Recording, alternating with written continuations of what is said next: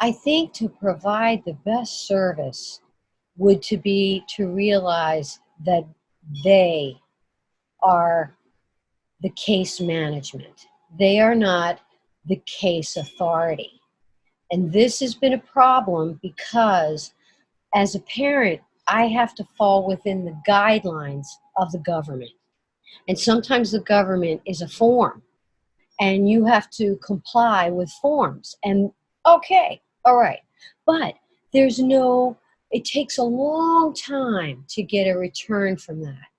And so for me, I think they need to remember that they are working for us, to unify us, to help us, not to maintain their job, not to, because sometimes there's so many workers that I've been through. I get angry because they're scrutinizing my life and my daughter, and they're making their salaries, and they're not realizing that she does need these services. And it's a rough ball to juggle because they're government, but we are the government. And so that has been my little bit of struggle because until I got to where Gina was when she was out of school, that's when it becomes a really rough for the parent. Because when they're in school, the schools are like, oh, yeah, well, we'll put her here and you'll do this and da-da-da-da, and that's great, right? And we got a speech therapist coming in. You don't get to see it. You take their word for it. I've had trouble with schools because sometimes it's not what you think it is.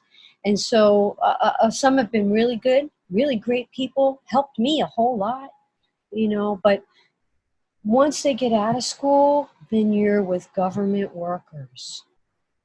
And you're still taking care of these people, and they have new programs that they're introducing, but it puts the burden on the parents. Now these children are growing, the situation is growing, and the parents are having to figure it out without school.